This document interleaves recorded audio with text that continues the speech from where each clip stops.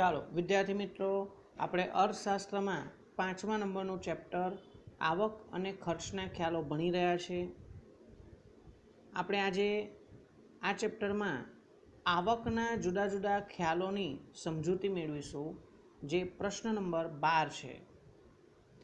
જો આ પ્રશ્ન પૂછાય તો 3 માર્ક્સ માટે પૂછી શકાય છે, અથવા તો આની અંદર જે આવકના જુદા જુદા ખ્યાલો છે એને એક માર્ક માટે અલગથી પૂછી શકાય છે. 2 ખ્યાલ ભેગા કરીને 2 માર્ક માટે પૂછી શકાય છે. કોઈ એક ખ્યાલની સમજૂતી આપો, કોઈ એક જ પર્ટિક્યુલર ખ્યાલ આપણને 2 માર્ક માટે ખ્યાલ સમજાવવામાં પણ પૂછી શકે છે. જુદી જુદી રીતે પ્રશ્ન પૂછી શકાય. બરાબર, આપણે ચાલો આ પ્રશ્નના જવાબ સમજીએ. આવકના ખ્યાલોની સમજૂતી આપો. જવાબ, જેમાં પ્રસ્તાવના છે, મૂડીવાદી બજાર વ્યવસ્થામાં ઉત્પાદનનો હેતુ મહત્તમ નફાનો હોય છે. તેથી આવકના ખ્યાલોનું મહત્ત્વ વધારે છે. પણ આપણને પ્રશ્ન થાય કે મૂડીવાદી બજાર વ્યવસ્થા એટલે શું? મૂડીવાદી અર્થવ્યવસ્થા, કેપિટાલિસ્ટ ઇકોનોમી, આ એવી અર્થવ્યવસ્થા છે જ્યાં સરકારની ભૂમિકા આર્થિક નિર્ણયોમાં નહિવત હોય છે. નહિવત, નહીં જેવી. એનો મતલબ કે સરકાર દેશના આર્થિક નિર્ણયોમાં કોઈ મહત્ત્વની ભૂમિકા ભજવતું નથી. દેશ માટે આર્થિક નિર્ણયોમાં કઈ વસ્તુનું ઉત્પાદન કરવું, કેટલા પ્રમાણમાં ઉત્પાદન કરવું, કઈ પદ્ધતિથી ઉત્પાદન કરવું, ઉત્પાદન થયા પછી તેની વહેંચણી સમાજના લોકો વચ્ચે કેવી રીતે કરવી, વસ્તુના ભાવ શું રાખવા, એ બધા જ નિર્ણયો ખાનગી નિયોજકો, ઉત્પાદકો પોતાની જાતે લે છે. એક ગ્રાહક તરીકે આપણને એવી સ્વતંત્રતા છે કે કઈ વસ્તુ ખરીદવી, કેટલા પ્રમાણમાં ખરીદવી, કઈ કિંમતે ખરીદવી, આ બધી જ વસ્તુ ગ્રાહક જાતે નક્કી કરે છે. એમાં સરકારની કોઈ ભૂમિકા નથી. ગ્રાહકને બજારનો રાજા ગણવામાં આવે છે. Consumer is A king. આ મૂડીવાદી અર્થવ્યવસ્થાનું, મૂડીવાદી બજાર વ્યવસ્થાનું સ્લોગન છે, સૂત્ર છે. ગ્રાહક બજારનો રાજા છે. ગ્રાહક જે વસ્તુ માંગે, જેવી માંગે એવી બનાવીને આપો તો તમને મહત્તમ નફો મળશે. આ મૂડીવાદી અર્થવ્યવસ્થામાં દરેક ઉત્પાદક એવું જ ઈચ્છે છે કે મને સૌથી વધારે નફો મળે. મહત્તમ નફો એ જ મારો મુખ્ય ધ્યેય છે. બરાબર, તો મૂડીવાદી બજાર વ્યવસ્થામાં ઉત્પાદનનો હેતુ મહત્તમ નફાનો છે. તેથી આવકના ખ્યાલોનું મહત્ત્વ વધારે છે. પેઢીની કુલ આવક કેવી રીતે નક્કી થાય છે? તો સામાન્ય રીતે આપણે જ્યારે વસ્તુ વેચીએ છીએ તો એની જે વેચાણ આવક થાય છે એને આપણે કુલ આવક ગણીએ છીએ. પણ જ્યારે પેઢીની કુલ આવક તેના કુલ ખર્ચથી વધારે હોય, આપણે જાણીએ છીએ કુલ ખર્ચની અંદર સ્થિર ખર્ચ અને અસ્થિર ખર્ચ બંને પ્રકારના ખર્ચનો સમાવેશ થાય છે. પેઢીની કુલ આવક તેના કુલ ખર્ચથી વધારે થાય તો પેઢીને નફો મળે છે. અને જો પેઢીની કુલ આવક તેના કુલ ખર્ચથી ઓછી થાય, આવક ઓછી છે ખર્ચ કરતાં, અથવા ખર્ચ વધારે છે આવક કરતાં, તો પેઢીને ખોટનો સામનો કરવો પડે છે. એટલે આવા સંજોગોમાં આપણી આવક ખર્ચ કરતાં વધારે છે કે ઓછી છે એ જાણવું બહુ મહત્ત્વનું છે. પણ જ્યારે આપણે નફાનું વિશ્લેષણ કરીએ, પ્રોફિટ એનાલિસિસ, કેટલો નફો થયો, કેવી રીતે થયો, તો નફાના વિશ્લેષણમાં કુલ આવક કરતાં સરેરાશ એક એકમ દીઠ થતી આવક, એવરેજ રેવન્યુ એ, અને સીમાંત આવક, માર્જિનલ રેવન્યુ, સીમાંત આવક આપણે હમણાં ખ્યાલોમાં સમજીશું. કુલ આવક શું છે, સરેરાશ આવક શું છે અને સીમાંત આવક શું છે. તો અહીં એવું કહે છે કે નફાના વિશ્લેષણમાં કુલ આવક કરતાં સરેરાશ આવક અને સીમાંત આવકના ખ્યાલો વધારે મહત્ત્વના છે. તો ચાલો આપણે આ 3 ખ્યાલોની સમજૂતી મેળવીએ.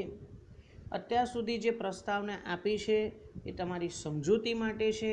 તમે જવાબમાં આ પ્રસ્તાવના ન લખો અને ડાયરેક્ટ આવકના ખ્યાલો નીચે મુજબ છે એમ કરીને જવાબ લખશો તો પણ માન્ય છે. બરાબર.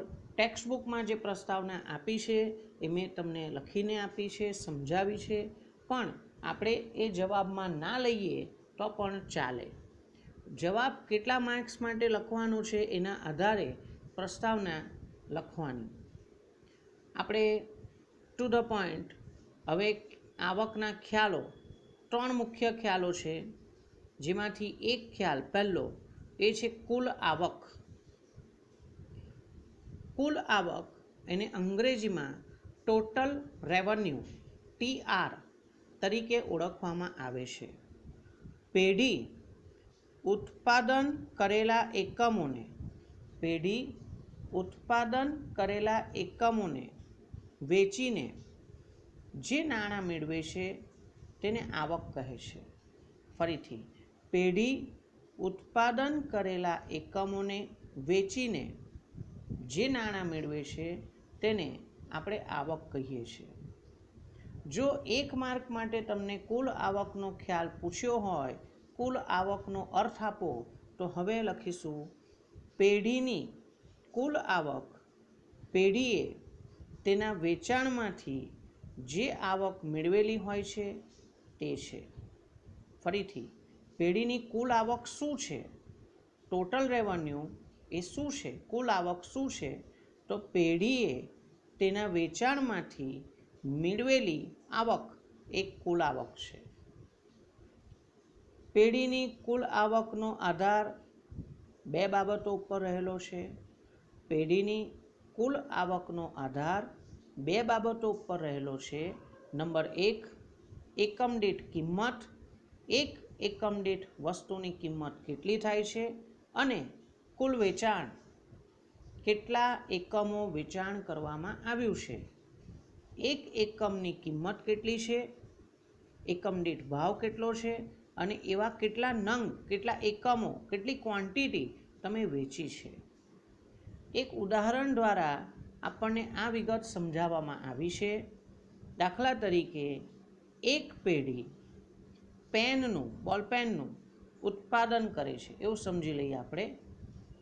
એક પેઢી પેનનું ઉત્પાદન કરે છે અને પેનની બજાર કિંમત એકમ દીઠ ₹50 રાખવામાં આવી છે. એક પેઢી પેનનું ઉત્પાદન કરે છે અને પેનની બજાર કિંમત, વેચવા માટેની કિંમત એક પેનની ₹50 રાખી છે. આ કિંમતે એટલે કે ₹50 પેઢીનું કુલ વેચાણ 100 એકમો છે. 100 પેનો વેચી દીધી, 100 પેન્સ. કેટલા ભાવે વેચી છે? એક પેન ₹50 એવી 100 પેનો વેચી દીધી છે. તો પેઢીની કુલ આવક બરાબર, એનું સૂત્ર છે પેઢીની કુલ આવક, જેને અંગ્રેજીમાં કહેવાય છે total revenue, is equal to વેચાણ એકમો, વેચેલા એકમો જેને આપણે ક્વોન્ટિટી કહીશું Q, એ છે 100 એકમો, ગુણ્યા વસ્તુની કિંમત. એક એકમ તમે કેટલા ભાવે વેચ્યું છે? ₹50. એને આપણે P વડે દર્શાવીશું, પ્રાઇસ. વેચેલા એકમોની ક્વોન્ટિટી, જથ્થાને Q વડે દર્શાવીશું અને કિંમતને P વડે દર્શાવીશું. તેથી TR is equal to Q into P, 100 into ₹50. એક પેન ₹50 વેચો છો, એવી 100 પેન વેચતા તમને ₹5000 મળે છે, જે કુલ આવક છે. જો તમને કુલ આવકનો ખ્યાલ સમજાવવાનો હોય 2 માર્ક માટે, તો આટલી વિગત તમારે જવાબમાં લખવી પડે. ઉપરની પ્રસ્તાવનાની કોઈ જરૂર નથી. ડાયરેક્ટ કુલ આવકની વિગત તમે લખી શકો છો. જો ફક્ત એક જ માર્ક માટે કુલ આવકનો અર્થ આપો એવો પ્રશ્ન પૂછ્યો હોય તો એનો આટલો જ જવાબ તમે યાદ રાખશો, જે અહીં ટીક કરેલો છે 1 ગુણ. પેઢીની કુલ આવક પેઢીએ તેના વેચાણમાંથી જે આવક મેળવેલી છે તે કુલ આવક છે. હવે આપણે બીજા ખ્યાલ તરફ વળીએ આગળ. તો બીજો ખ્યાલ છે એ છે સરેરાશ આવક. સરેરાશ આવકને અંગ્રેજીમાં એવરેજ રેવન્યુ કહેવાય છે. સરેરાશ આવક, એવરેજ રેવન્યુ, એનો અર્થ 1 ગુણ માટે કોઈ એક પેઢીની સરેરાશ આવક, કોઈ એક પેઢીની સરેરાશ આવક તે પેઢીની કુલ આવકને પેઢીના કુલ ઉત્પાદન અથવા તો વેચાણ એકમોથી ભાગવાથી મળે છે. ફરી એકવાર સમજો કે કોઈ એક પેઢીની સરેરાશ આવક, એવરેજ રેવન્યુ કેવી રીતે શોધવાનું? તો પેઢીની કુલ આવકને, કુલ આવક જેને આપણે ટોટલ રેવન્યુ કહીએ છીએ, હમણાં જ આગળ પહેલો કન્સેપ્ટ સમજ્યા. કુલ આવક ટોટલ રેવન્યુને પેઢીના કુલ ઉત્પાદન અથવા તો વેચાણ એકમોથી ભાગવાથી, ભાગાકાર કરવાથી મળે છે. સૂત્ર સ્વરૂપે લખી શકાય સરેરાશ આવક, જેને અંગ્રેજીમાં કહેવાય છે એવરેજ રેવન્યુ. ટૂંકમાં આપણે લખીશું AR ઇઝ ઇક્વલ ટુ કુલ આવક, જેને આપણે અંગ્રેજીમાં કહીશું ટોટલ રેવન્યુ, એટલે આપણે એને સંકેતમાં બતાવ્યું છે TR, ટોટલ રેવન્યુ, કુલ આવક, છેદમાં ક્વોન્ટિટી Q, વેચાણ એકમો. ઘણી વખત એવું થતું હોય છે કે ઉત્પાદન કરેલા એકમોમાંથી અમુક એકમો ગોડાઉનમાં મૂકવામાં આવે અને બધા જ એકમો વેચાણ નથી થતા. તો વેચાણ આવક અથવા કુલ આવક મેળવવા માટે વેચેલ એકમોને ધ્યાનમાં રાખીએ છીએ. જે ઉત્પાદન એકમોમાંથી ગોડાઉનમાં સ્ટોક કરવામાં આવ્યો છે એને અત્યારે ધ્યાનમાં લેવામાં આવતું નથી. એટલા માટે વેચાણ એકમો, ક્વોન્ટિટી અહીં ધ્યાનમાં લેવામાં આવે છે. એક ઉદાહરણ દ્વારા સમજીએ. દાખલા તરીકે એક પેઢીએ 1000 એકમો પેનનું વેચાણ કર્યું છે. 1000 ક્વોન્ટિટીમાં 1000 નંગ પેનનું વેચાણ કર્યું છે અને પેઢીની કુલ વેચાણ આવક એટલે કે 1000 પેનો વેચીને આ પેઢીને ₹50,000ની આવક થઈ છે. તો એક પેન વેચવાથી કેટલી આવક થઈ? એક પેન સરેરાશ, એક પેનની આવક કેટલી? સરેરાશ આવક બરાબર ₹50,000, જે કુલ આવક છે, કુલ વેચાણ આવક, છેદમાં ભાગાકાર કરો વેચાણ એકમો, વેચેલી પેનોની સંખ્યા 1000, જેથી કરીને એક પેન દીઠ તમને ₹50 મળ્યા. એ સરેરાશ આવક ગણી શકાય. ફરીથી સરેરાશ આવકનો અર્થ, સરેરાશ આવક એટલે એવરેજ રેવન્યુ. કોઈ એક એકમ દીઠ વેચાણ આવક કેવી રીતે શોધવાની?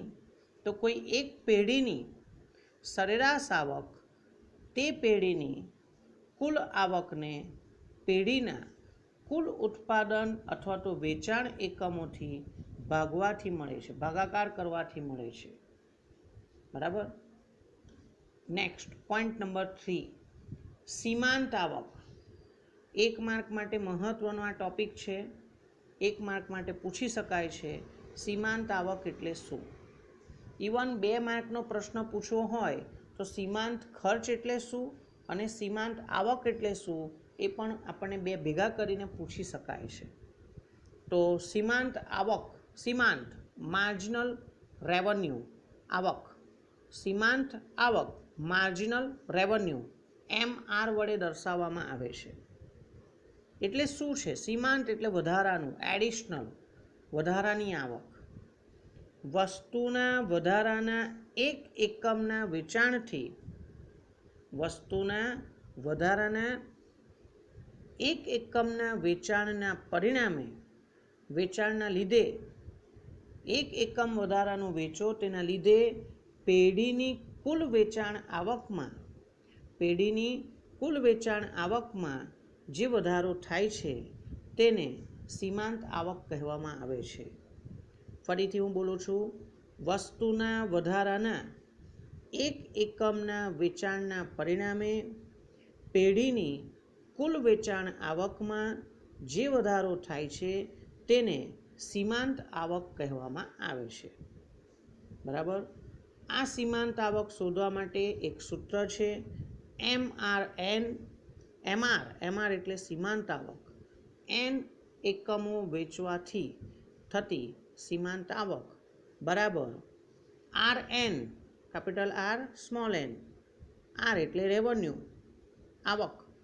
N એકમોના વેચાણમાંથી થતી આવક minus R into bracket N-1. Capital R જે કુલ આવક છે, N-1 એટલે N કરતાં એક એકમ ઓછું વેચીએ તો કેટલી આવક થાય છે. MR એટલે સીમાંત આવક, માર્જિનલ રેવન્યુ. N બરાબર વેચાણ એકમો, કેટલા એકમો તમે વેચ્યા છે.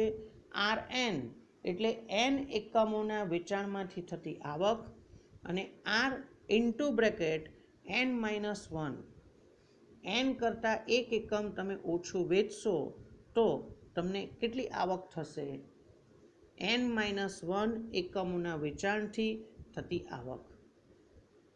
સીમાંત આવકનો અર્થ હું ફરી બોલું છું, વસ્તુના વધારાના એક એકમના વેચાણના પરિણામે પેઢીની કુલ વેચાણ આવકમાં જે વધારો થાય છે તેને સીમાંત આવક કહેવામાં આવે છે. એને એક ઉદાહરણ દ્વારા સમજીએ. નીચે છેલ્લો પેરેગ્રાફ. દાખલા તરીકે પેનના 1000 એકમો વેચીને પેનના 1000 એકમો ₹50ની કિંમતે વેચવામાં આવે છે. એક પેન 50 રૂપિયામાં વેચવાની, એવી રીતે આપણે 1000 પેનો વેચી કાઢી તો આપણને કુલ આવક મળશે 1000 ગુણ્યા 50 બરાબર 50,000 રૂપિયા. પેનના 1001 એકમો વેચવાથી કુલ આવક ₹50,045 થાય છે. બરાબર, ધ્યાનથી જોજો. 1000 પેનો વેચીને તો તમને 50,000 રૂપિયા મળ્યા, પણ પેનના 1001 એકમ વેચવાથી કુલ આવક ₹50,045 થાય છે. તો સીમાંત આવક સૂત્ર દ્વારા નીચે મુજબ ગણી શકાય.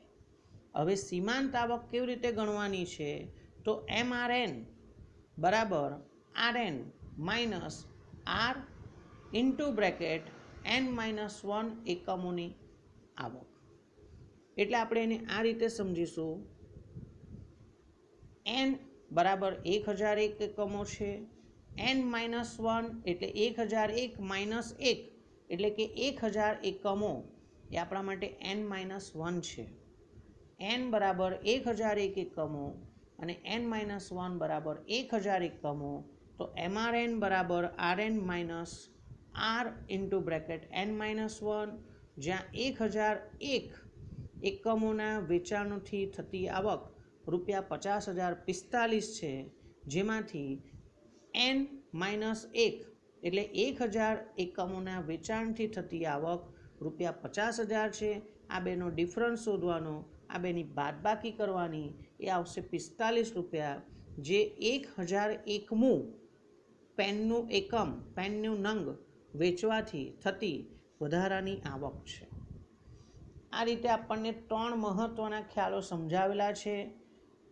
કુલ આવક, ટોટલ રેવન્યુ, સરેરાશ આવક, એવરેજ રેવન્યુ AR, અને છેલ્લા સીમાંત આવક, માર્જિનલ રેવન્યુ MR.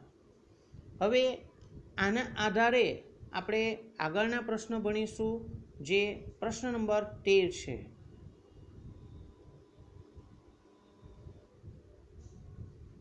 જે આ પ્રમાણે છે: પૂર્ણ હરીફાઈવાળા બજારમાં સરેરાશ આવક અને સીમાંત આવક આકૃતિ દ્વારા સમજાવો. પૂર્ણ હરીફાઈવાળા બજારમાં સરેરાશ આવક અને સીમાંત આવક આકૃતિ દ્વારા સમજાવો. 5 માર્કનો લોંગ ક્વેશ્ચન સ્વાધ્યાયમાં આપણને આપેલો છે. વિસ્તારપૂર્વક જવાબ આપો. સૌથી પહેલાં આપણે સમજીએ કે પૂર્ણ હરીફાઈવાળું બજાર એ શું છે. આપણે આના પછીના 6 નંબરના ચેપ્ટરમાં બજાર, ચેપ્ટરનું નામ છે છઠ્ઠું ચેપ્ટર બજાર, માર્કેટ. બજારના જુદા જુદા પ્રકારો છે, જેમાં હરીફાઈના આધારે બજારના જે પ્રકારો પડે છે તેમાં પૂર્ણ હરીફાઈવાળું બજાર અને અપૂર્ણ હરીફાઈવાળું બજાર એવા ભાગ પડે છે. તો એ પૂર્ણ હરીફાઈવાળું બજાર શું છે એના કેટલાક લક્ષણો અહીં આપણને આપેલા છે. પૂર્ણ હરીફાઈવાળું બજાર એવું બજાર છે, કેવું બજાર છે કે જેમાં પેઢી બજારમાં પ્રવર્તમાન કિંમતને સ્વીકારી લે છે અને વસ્તુનું વેચાણ કરે છે. ફરીથી, પૂર્ણ હરીફાઈવાળું બજાર એક એવું બજાર છે જેમાં પેઢી પ્રવર્તમાન કિંમતને સ્વીકારીને વસ્તુનું વેચાણ કરે છે. અહીં કોઈ પણ પેઢી પોતાની જાતે વસ્તુના ભાવ નક્કી કરી શકતી નથી. તો વસ્તુના ભાવ કોણ નક્કી કરે છે? પૂર્ણ હરીફાઈવાળા બજારમાં વસ્તુના ભાવ ગ્રાહકો અને વેપારીઓ ભેગા થઈને સંયુક્તપણે પોતાની માંગ, એટલે ગ્રાહકો દ્વારા થતી માંગ અને વેપારીઓ દ્વારા પૂરો પાડવામાં આવતો પુરવઠો, માંગ અને પુરવઠાના સંયુક્ત પરિબળો દ્વારા પૂર્ણ હરીફાઈમાં બજારની વસ્તુની કિંમત નક્કી થતી હોય છે. આવું આપણે 4 નંબરના ચેપ્ટરમાં પુરવઠામાં છેલ્લો એક મુખ્ય પ્રશ્ન આકૃતિવાળો ભણ્યા હતા કે પૂર્ણ હરીફાઈવાળા બજારમાં કિંમત નિર્ધારણની પ્રક્રિયા સમજાવો. તો એમાં આપણે સમજ્યા હતા કે માંગ અને પુરવઠો બે ભેગા થઈને વસ્તુના ભાવ નક્કી કરે છે અને કોઈપણ વેપારીએ એ જ ભાવ સ્વીકારીને વસ્તુનું વેચાણ કરવાનું હોય છે. જો કોઈ વેપારી વધારે ભાવ લેવા માંગશે તો પણ નહીં ચાલે, કારણ કે ગ્રાહકો કમ્પેરિઝન કરશે કે બધા વેપારીઓ ધારો કે 10 રૂપિયામાં વસ્તુ વેચે છે, આ વેપારી 11 કે 12 રૂપિયા કેમ લેવા માંગે છે? તો ગ્રાહક એની પાસે નહીં જાય, કેમ કે વધારે ભાવ લે છે. કોઈ વેપારી ઓછા ભાવ રાખવા માંગે તો ગ્રાહકો મનમાં શંકા કરશે કે બધા જ વેપારીઓ 10 રૂપિયામાં વસ્તુ વેચતા હોય અને આ વેપારી 9 રૂપિયામાં કેમ વેચે છે? શું આની વસ્તુ કંઈ ડિફેક્ટિવ હશે, કંઈ બગડેલી હશે? કારણ કે બધા જ જો 10 રૂપિયામાં વેચે તો આ પણ 10 રૂપિયામાં જ વેચવો જોઈએ ને. એટલે કોઈ પણ વેપારી પોતાની જાતે વસ્તુના વધારે કે ઓછા ભાવ રાખી શકે નહીં અને બધા જેટલા જ સરખા જ ભાવ રાખવા પડશે. એટલે બીજું લક્ષણ આપ્યું છે કે પૂર્ણ હરીફાઈના બજારમાં સમાન ગુણી અને એકરૂપ વસ્તુના અસંખ્ય વેચનારા અને ખરીદનારાઓ હોય છે. અહીં જે સમાન ગુણી વસ્તુઓ છે, વિદ્યાર્થી મિત્રો, સમાન ગુણી એટલે શું? જેને આપણે અંગ્રેજીમાં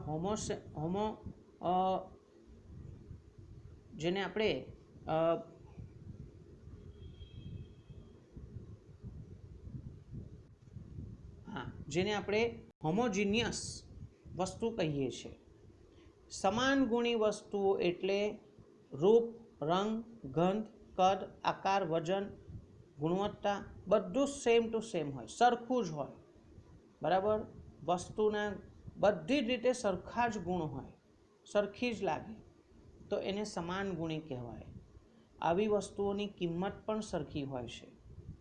દાખલા તરીકે એક ગામડામાં 3 ખેડૂતો હોય તો 3 ખેડૂતોએ ઉગાડેલા ઘઉં એક સરખા જ છે ક્વોલિટીની રીતે, ગુણવત્તાની રીતે, તો એ સમાન ગુણી કહેવાય. આ બાબત કાલ્પનિક છે, થિયોરેટિકલ છે. સામાન્ય રીતે વ્યવહારમાં પ્રેક્ટિકલી આપણે જોઈએ તો દરેક વેપારી, દરેક ઉત્પાદક જે વસ્તુ બનાવે છે એની બનાવટ, એ વસ્તુની બનાવટ, એ વસ્તુ બીજી વસ્તુઓ કરતાં કંઈક ને કંઈક થોડોક તો ડિફરન્સ જોવા મળે જ. એની ટેકનિક કંઈક અલગ હોય, એની કિંમત અલગ હોઈ શકે છે, એનો રૂપ, રંગ, ગંધ, કદ, આકાર, વજન કશેક તો તફાવત પડે. વાસ્તવિક દુનિયામાં એવું હોય છે. પણ આપણે થિયોરેટિકલ એવું ભણવાના છે કે પૂર્ણ હરીફાઈવાળા બજારમાં સમાન ગુણી વસ્તુઓ વેચાતી હોય છે અને આવી વસ્તુ વેચનારા અસંખ્ય વેચનારા છે, અસંખ્ય ખરીદનારા છે. વેચનાર અને ખરીદનારને બજારની પરિસ્થિતિનું સંપૂર્ણ જ્ઞાન છે. વેચનાર અને ખરીદનારને બજારની પરિસ્થિતિનું સંપૂર્ણ જ્ઞાન છે. એટલે શું કે ખરીદનાર તરીકે હું, ધારો કે ગ્રાહક હોઉં, હું ખરીદનાર છું, તો મને બજારની પરિસ્થિતિનું જ્ઞાન છે કે મારે જે વસ્તુ ખરીદવી છે એને વેચનાર કોણ છે, બજારમાં કયા ભાવે વેચાય છે, બધા વેપારીઓ કયા ભાવે વેચે છે, ગ્રાહકો કયા ભાવે ખરીદે છે. મને નોલેજ છે, તેથી હું છેતરાવું નહીં. કોઈ વેપારી મારી પાસે વધારે ભાવ પડાવી લેશે નહીં. એવી જ રીતે દરેક વેપારીને પણ બજારની સંપૂર્ણ પરિસ્થિતિનું જ્ઞાન છે કે પોતે જે વસ્તુ વેચે છે એના હરીફ કોણ છે, કોમ્પિટિટર્સ, ગ્રાહકો બજારમાં કયા ભાવે વસ્તુ ખરીદે છે, બીજા વેપારીઓ આ વસ્તુ કયા ભાવે વેચે છે, એને સંપૂર્ણ જાણકારી છે. એટલે નહીં ખરીદનાર કે નહીં વેચનાર કોઈ છેતરાશે નહીં. બરાબર.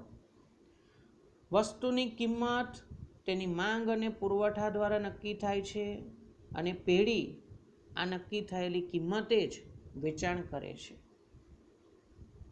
પૂર્ણ હરીફાઈમાં પેઢી દ્વારા વેચવામાં આવતી વસ્તુની કિંમત, પેઢીની સરેરાશ આવક અને સીમાંત આવક સરખા જ હોય છે. બધું જ સરખું હોય છે.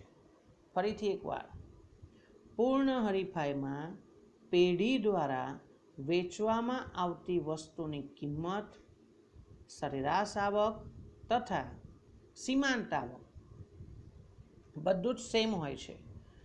વસ્તુની વેચાણ કિંમતને પી વડે દર્શાવીએ, સરેરાશ આવકને AR વડે દર્શાવીએ, એવરેજ રેવન્યુ, અને સીમાંત આવકને માર્જિનલ રેવન્યુને MR વડે દર્શાવીએ તો કૌંસમાં લખ્યું છે P = AR = MR. આ બધું કેવું છે? સરખું જ છે. પરિણામે પેઢીની સરેરાશ આવક અને સીમાંત આવકની રેખા એક જ રહે છે, એક જ રહેવાની. કેવી રીતે? તો પહેલાં આપણે એક કોષ્ટક સમજીએ. અનુસૂચિ. X વસ્તુના એકમો આપેલા છે, 1, 2, 3, 4, 5. એકમોનું વેચાણ કરીએ. એકમ દીઠ વેચાણ કિંમત સેમ રહેશે, સેમ. ધારો કે ₹20. 1 નંગ વેચો, 2 નંગ વેચો, 5 નંગ વેચો, 50 નંગ વેચો, ગમે એટલા નંગ વેચો, ભાવ સેમ રહેશે, કિંમત સ્થિર રહેશે. ₹20 નંગ દીઠ, એકમ દીઠ. એટલે એક એકમ વેચવાથી 20 × 1 બરાબર કુલ આવક. કુલ આવક શું છે? વસ્તુના એકમો, જે વેચેલા એકમો છે ક્વોન્ટિટી Q, અને એકમ દીઠ કિંમત પ્રાઇસ એ છે ₹20. એક એકમ વેચવાથી 20 × 20, 2 એકમ વેચવાથી ₹40, 3 એકમ વેચવાથી ₹60, 4 એકમ વેચવાથી ₹80 અને 5 એકમ વેચવાથી ₹100 કુલ આવક મળે છે. ત્રીજા ખાનાની વિગત. પછી આવે છે સરેરાશ આવક. સરેરાશ આવકને શોધવા માટે આપણે હમણાં જ આગળ થોડી વાર પહેલાં ભણ્યા, પેઢીની કુલ વેચાણ આવકને વેચાણ એકમો વડે ભાગાકાર કરો. ખાના નંબર 2 અને 3 એને ધ્યાનમાં લો તમે. કુલ આવક ₹20 છેદમાં ખાના નંબર 1 વસ્તુના વેચાણ એકમો કેટલા છે? 1. ₹20 ભાગ્યા 1 બરાબર 20. ₹40 ભાગ્યા 2 એકમો બરાબર 20. ₹60 કુલ આવક છેદમાં 3 એકમો બરાબર 20. 80 ભાગ્યા 4 બરાબર 20. અને ₹100 કુલ વેચાણ આવક છેદમાં 5 એકમો બરાબર 20. અહીં સરેરાશ આવક સરખી જ મળે છે, 20, 20, 20, 20, 20. એવી જ રીતે સીમાંત આવક, એક વધારાનું એકમ વેચવાથી થતી કુલ આવકમાં વધારો. એક એકમ વેચીએ ત્યારે ₹20 કુલ આવક મળે છે. એક પણ એકમ નહોતું વેચ્યું, 0 એકમ વેચાણ, તો તમને કેટલી આવક થઈ હતી? સર વેચ્યું જ ના હોય તો આવક કઈથી થાય? રાઈટ. તો 0 એકમના વેચાણે કુલ આવક બરાબર 0. એક એકમના વેચાણથી થતી આવક ₹20, તો 20 - 0 બરાબર પહેલામાં લખ્યું છે સીમાંત આવક 20. બીજા એકમ એક એકમ વેચો તો 20 રૂપિયા કુલ આવક, 2 એકમ વેચે તો કુલ આવક 40. તો બીજા નંબરના એકમમાંથી કેટલી વધારાની આવક થઈ? 40 ઓછા 20 બરાબર 20. 2 એકમ વેચે તો 40, 3 એકમ વેચે તો 60. તો ત્રીજા નંબરના એકમના વેચાણથી કેટલી આવક વધી? 60 માઇનસ 40 બરાબર 20. આવી રીતે આગળ ચોથું અને પાંચમું એકમ વેચીએ તો કુલ આવક 80 અને 100 થાય છે. 20 રૂપિયાનો વધારો થાય છે, એટલે સીમાંત આવક પણ સરખી જ રહે છે, જે 20 રૂપિયા છે. હવે આ બાબતને આગળ સમજીએ તો પૂર્ણ હરીફાઈમાં વેચનારને એક એકમ વધુ વેચવા માટે કિંમત ઘટાડવી પડતી નથી. પૂર્ણ હરીફાઈવાળા બજારમાં વેચનારને કોઈ એક એકમ વધુ વેચાણ કરવું હોય તો કિંમત ઘટાડવાની નથી, કિંમત સ્થિર રહેશે. આપણે એક એકમ વેચીએ કે 5 વેચીએ કે 10 વેચીએ, તમારા એક એકમ દીઠ ભાવ 20 રૂપિયા ફિક્સ છે, એ બદલાશે નહીં. ઉત્પાદક વસ્તુના એક પછી એક એકમો ઉત્પાદન કરે છે અને વેચે છે ત્યારે તેની કુલ આવક વધે છે. જુઓ તમે કોષ્ટકમાં ફરીથી એકવાર, એક એકમ વેચે તો કુલ આવક 20, 2 એકમ વેચે તો 40, 3 એકમ વેચે તો 60, 4 એકમ વેચે તો 80, 5 એકમ વેચે તો 100. જેમ જેમ ઉત્પાદક એક પછી એક વધારે એકમો ઉત્પાદન કરીને વેચે છે ત્યારે કુલ આવક વધે છે, ટોટલ રેવન્યુ વધે છે, પણ સરેરાશ આવક, જેને આપણે કિંમત કહીશું, અને સીમાંત આવક સેમ રહે છે, ₹20 સ્થિર રહે છે. એમાં કોઈ જ પ્રકારના ફેરફાર થતા નથી. આ બાબતને આકૃતિ દ્વારા રજૂ કરીએ તો તમે જોશો, આડી ધરી એક્સ ધરી પર આપણે ઉત્પાદન એકમો દર્શાવ્યા છે. 1 સેમી બરાબર 1 એકમનું માપ લીધેલું છે. પણ હવે ધારો કે વાય ધરી પર આવક રૂપિયામાં દર્શાવેલી છે. 1 સેમી એટલે 1 લાઈન બરાબર 20નું માપ લીધેલું છે. વધારેમાં વધારે આપણને 100 રૂપિયા સુધીને જવાનું છે, એટલે 20, 40, 60, 80 અને 100 બરાબર. આટલું હોય તો પણ આપણું કામ થઈ રહેશે. એની સમજૂતી મેળવીએ તો પૂર્ણ હરીફાઈના બજારમાં પેઢીની સીમાંત આવક અને સરેરાશ આવક સ્થિર અને એક સમાન હોવાથી એક જ રેખા ડીડી દ્વારા દર્શાવી શકાય છે. તમે જુઓ આકૃતિમાં, બરાબર, જ્યારે ઉત્પાદન અને વેચાણ એકમ ₹1 હોય ત્યારે આવક કેટલી છે? 20. 2 એકમ વેચો ત્યારે પણ 20, 3 એકમ વેચો ત્યારે પણ 20, 4 એકમ વેચો ત્યારે પણ 20, એક પણ એકમ ના વેચો ત્યારે પણ 20. એટલા માટે એવરેજ રેવન્યુ અને માર્જિનલ રેવન્યુ, સરેરાશ આવક અને સીમાંત આવક સરખા જ છે. આડી લાઈન ₹20 છે તે ત્યાં લખ્યું છે. ડીડી, ડીડી એ માંગ રેખા છે, અથવા આ રેખા એવું દર્શાવે છે કે કિંમત, સરેરાશ આવક અને સીમાંત આવક બધા સરખા છે.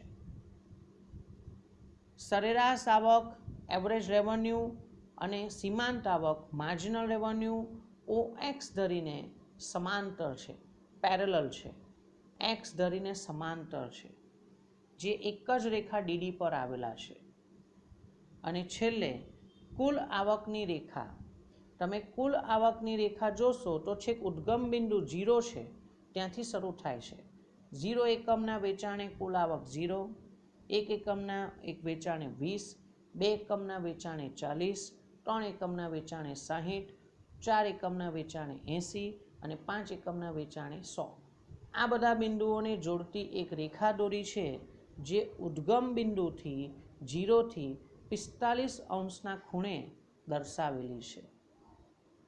કુલ આવક રેખા OR છે, બરાબર, OR, જે જમણી બાજુ ઉપર તરફ જાય છે, ડાબી બાજુ નીચેથી જમણી બાજુ ઉપર તરફ જાય છે, જે 0 બિંદુ એટલે કે ઉદ્ગમ બિંદુથી 45° ખૂણે રહેલી છે, અને વસ્તુનું વેચાણ વધતા કુલ આવક વધે છે એવું બતાવે છે. આ જે કુલ આવકની રેખા છે એ 45 અંશના ખૂણે છે, ડાબી બાજુ નીચેથી જમણી બાજુ ઉપર તરફ જાય છે, જેવું બતાવે છે કે જેમ જેમ વસ્તુનું વેચાણ વધે છે તેમ તેમ કુલ આવક પણ વધે છે. તો વિદ્યાર્થી મિત્રો, આજે આપણે 2 પ્રશ્ન ભણ્યા છે. આવકના ખ્યાલોમાં કુલ આવક, સરેરાશ આવક અને સીમાંત આવકના ખ્યાલોની સમજૂતી તથા બીજો 5 માર્કનો પ્રશ્ન છે કે પૂર્ણ હરીફાઈવાળા બજારમાં સરેરાશ આવક અને સીમાંત આવકને સમજૂતી આપો. બીજા પ્રશ્ન નેક્સ્ટ ટાઈમ.